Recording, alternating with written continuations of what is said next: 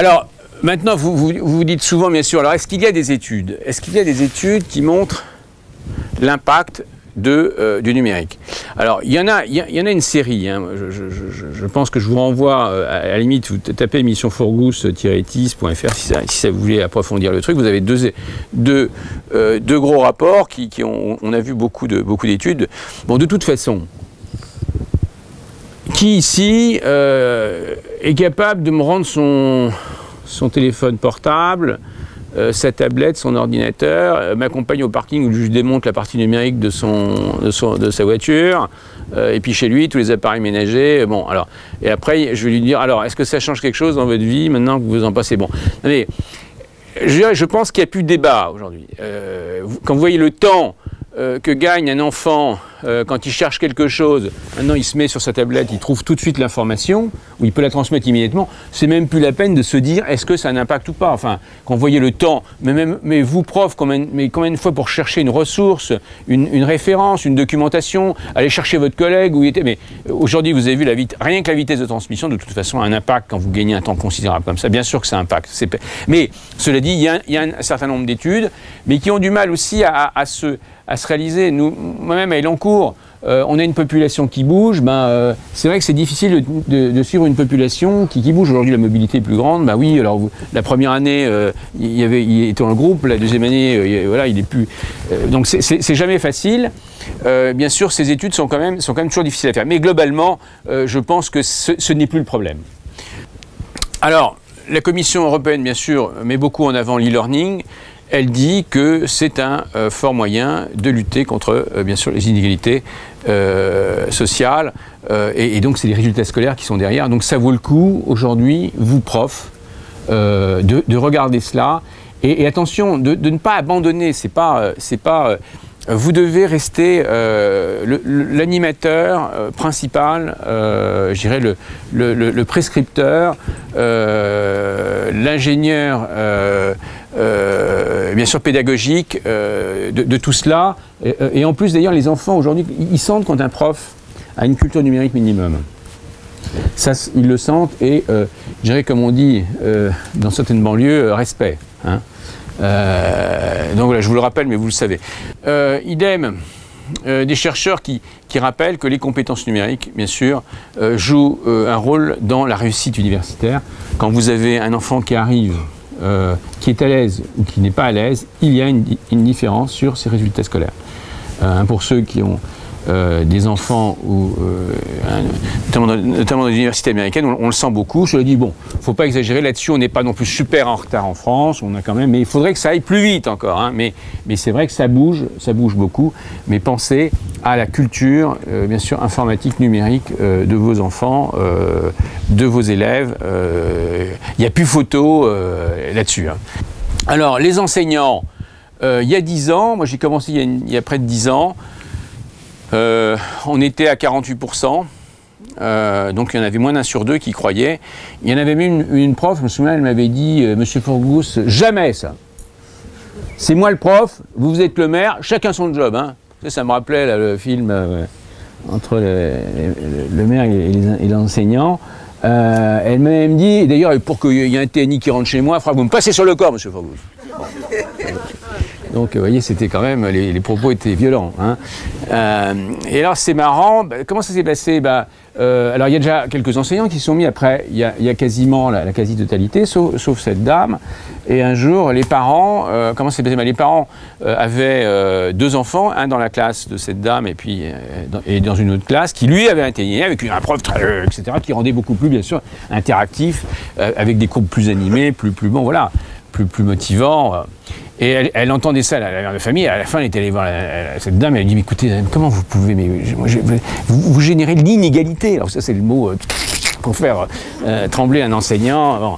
Et voilà, vous générez l'inégalité de traitement, voilà, d'attractivité de vos cours, etc.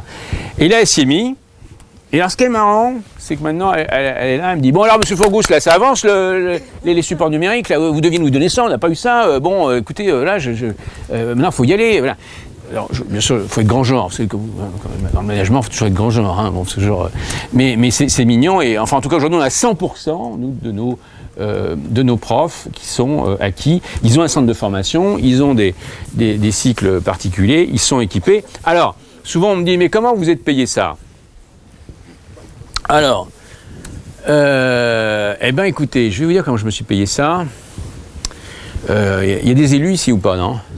Bon, je ne pourrais pas me fâcher avec eux, s'il y en a, bon. Alors, non mais simplement, moi, le 14 juillet, supprimé une fois, ça n'a pas plu à tout le monde, hein. Deuxième année, supprimé aussi. Les vœux, les vœux notamment pour les seniors, hein, ils aiment bien leur petit repas, etc., avec tout le monde, mais bon, tout ça, ça a été dégagé. Des manifestations culturelles, ça durait 2 ans, hein. Les gens, ils ne me parlaient plus dans la rue, je sortais, j'essayais de sortir plutôt la nuit, pour pas avoir d'ennui. Ça commençait à chauffer quand même, hein. Et puis bon, donc on a pu se payer tout ça. Alors j'ai reçu aussi quand même quelques aides, après de l'Europe, etc., le FEDER, pour ceux qui suivent les fonds, bon, un peu du ministère aussi au bout d'un moment. Bon. Mais l'essentiel, hein, c'est moi qui me suis quand même privé. Bon, hein, je ne mangeais plus tous les jours, enfin j'exagère un peu, mais vraiment on a fait des gros sacrifices financiers. Mais on est passé à 100%. 100%, d'ailleurs je vais y revenir tout à l'heure, vous verrez, et c'est vrai que c'est un bonheur de voir le sourire des enfants, le plaisir, et puis les profs, surtout parce que c'est les profs. Sans les profs, vous faites rien, hein, d'ailleurs, demain, attention, même si vous avez distribué des TNI ou des tablettes ou d'autres outils, ça passe d'abord par les profs. Commencez pas à donner ça aux élèves, si le prof n'est pas dedans, ça sert à rien, c'est de l'argent mis par les fenêtres, hein, bon. Alors, donc voilà, il est clair que les enseignants, ils ont changé, ils sont demandeurs, il n'y a pas photo. Alors, je n'aurais pas le même résultat si je questionnais les inspecteurs.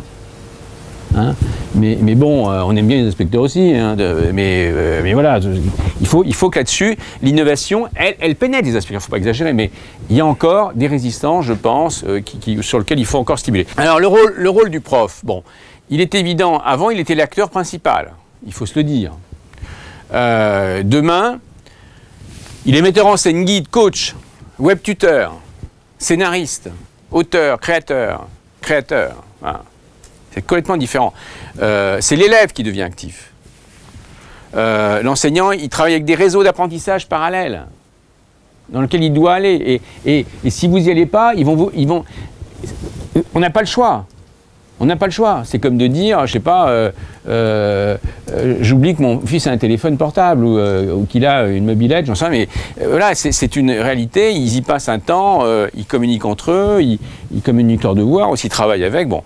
Et bien sûr, des ressources multiples, c'est pas une ressource. Hein, c'est pas le bouquin de Duno, c'est aujourd'hui, voilà, vous échangez vos ressources, et si vous avez votre collègue qui a une super ressource, ben oui, vous l'échangez avec lui, et c'est d'une autre façon de concevoir un cours, de le distribuer, de le préparer, c'est d'autres outils, d'une autre façon de le projeter, voilà.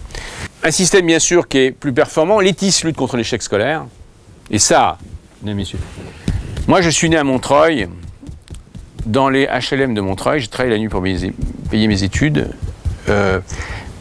Je me souviens, hein, on l'a tous vécu, bon, quand vous avez une culture, enfin les profs à l'époque, ils s'expriment dans une culture bourgeoise, et c'est évident, quand vous étiez un fils de bourgeois, c'était un avantage, bien sûr, mais bien entendu. Donc il faut bien voir que ce numérique, il aide à résoudre un sacré nombre de problèmes. Je ne dis pas que rien n'est parfait, hein, je ne vais pas vous dire que tout est parfait, mais les plus sont considérables, bien sûr, par rapport à moi. Donc la Commission européenne, bien sûr, présente bien sûr l'avantage de lutte contre l'échec scolaire et les inégalités, qui sont quand même 2 problèmes que nous avons en France. Et pour l'instant, on en a fait des colloques, hein, moi aussi j'ai participé. Ben, bon, il faut reconnaître qu'on n'a pas fait bouger autant qu'on aurait voulu, alors que les TIS, ça fait bouger.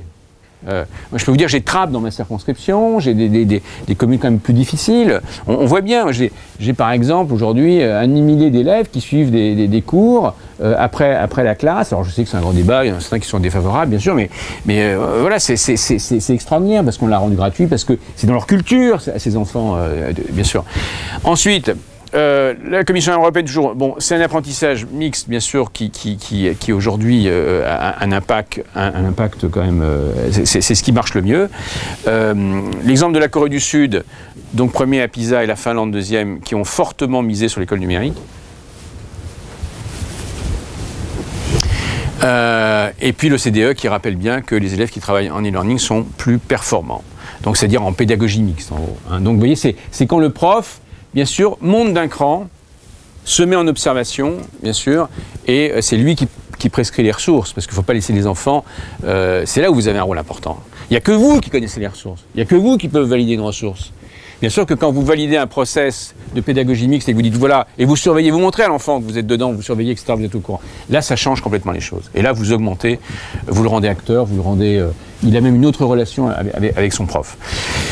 Et bien sûr, surtout l'étude de Marzano qui porte sur plusieurs milliers d'élèves, bien sûr, qui montre bien sûr une nette augmentation. Alors, quelques exemples internationaux. La Corée du Sud, on y revient. Il y a un plan national, vous voyez, depuis quand même 96. Hein. C'est pas notre cas, nous. Hein. Et c'est long. Vous allez voir, hein, c'est pas parce que vous allez vous y mettre demain matin que vous aurez, à la fin de la semaine, bien sûr, augmenter de 30% les résultats scolaires. C'est tout un processus culturel avant tout. Bon. Chaque enseignant est équipé, on vous l'a dit, 72% des enseignants utilisent les TIS pendant leur cours. Les tablettes numériques donc, ont remplacé les cahiers. Il y a quasiment plus de livres scolaires papier. Je crois que c'est à peu près la même chose pour Singapour, Shanghai, je crois. Donc ils sont dans la même ambiance. Hein. Moi, je vois, j'ai mon fils qui est à Boston, dans une université. D'ailleurs, il me dit, papa, il y a un problème, c'est que moi, je pars en week-end quand même avec ma petite amie, quand j'allais bosser, etc. Mais, comme tout le monde d'ailleurs, mais il y en a qui restent sur le campus le week-end. C'est les Coréens, papa. Papa, ils vont nous bouffer. Bon. Je ne sais pas ce que ça veut dire, mais je vous livre des commentaires de mon fils. C'est un peu en dehors du cadre, bien sûr, des deux missions. Mais c'est vrai qu'ils ont une culture qui est hors norme. Bon. Regardez ce qui se passe même avec Apple. Hein, les Coréens, bon. Donc l'auto-apprentissage sur Internet devient une généralité. Parce que maintenant on investit massivement et je vous le rappelle, ils sont premiers rang mondial au test PISA. D'ailleurs, vous allez voir, si un de vos fils vous le mettez en compétition là, sur une université internationale, vous allez voir, hein, ils cartonnent cela. Hein. La Finlande, bien sûr, ça fait partie des pays où ils ont bien corrigé ce problème très français aussi, des inégalités. 90% des établissements sont connectés en haut débit. Vous savez combien ça coûte pour connecter en très haut débit en France? Que c'est le chiffre à peu près ou pas? Professionnel ou... Tout. Professionnel et individuel. C'est environ 25 milliards, je crois. Mais si on avait ces 25 milliards, eh ben vous accélériez la croissance française. Donc vous voyez, il faut réfléchir parce que, bien sûr, il faut faire des choix budgétaires, mais aujourd'hui le numérique, mais il faut voir le rôle que ça joue dans une entreprise, dans une université, mais vous, dans votre vie quotidienne, c'est une priorité. Alors c'est vrai que c'est pas facile en ce moment, moi je ne veux pas donner des cours, hein, vous savez, j'ai passé trois mandats à la commission des finances, c'est sportif, hein. Mais bon. Donc 100% des enseignants savent se servir des outils, très important ça, hein. Grande collaboration, ils passent 40% de leur temps à mutualiser. Vous voyez, c'est ça, ils sont numéro 2 mondial. C'est pour ça que nous, à Elancourt, on a fait un centre de mutualisation. Ils ont des très beaux locaux et ils vont échanger entre eux, c'est extraordinaire. Pédagogie interactive, les outils numériques sont bien sûr utilisés pour que l'élève construise lui-même ses propres connaissances. Et là, c'est là où le prof devient un artiste, quand il arrive à déclencher le phénomène de l'auto-apprentissage, où vraiment il stimule l'autonomie de l'élève, l'envie de l'élève à apprendre, bien sûr, mais qui contrôle ses ressources. Et à ce moment-là, le prof est plus, quand il a cours avec ses élèves, il n'est pas là. Alors, donner un cours, il répond à leurs questions, il donne des orientations, c'est complètement différent, c'est plus la même façon, bien sûr, de faire la pédagogie. Alors, le Québec, surtout, c'est l'histoire des ambassadeurs. Hein. Bon, il y a un certain nombre d'enseignants qui, en fait, accompagnent leurs collègues, donc ceux qui s'y sont mis, qui sont les meilleurs, qui se sont impliqués dans le numérique, mais ils y passent du temps, ils ont aussi des renforcements là-dessus pour le faire. Hein. Voilà. Et ça devient les moteurs du changement. Parce que le gouvernement, je vous dis, le Conseil des ministres, c'est bien, mais franchement, penser que tout se passe, il suffit d'un décret, etc. Il suffit que ça ne se passe pas comme ça. Dans beaucoup de pays, on l'a regardé. Hein, c'est toujours le facteur humain qui fait les différences. C'est pas à vous de vous dire ça, mais bon, voilà. Donc il faut trouver un système qui recrute ces enseignants ambassadeurs. À commencer par ici, bien sûr, hein, à la Martinique. Hein.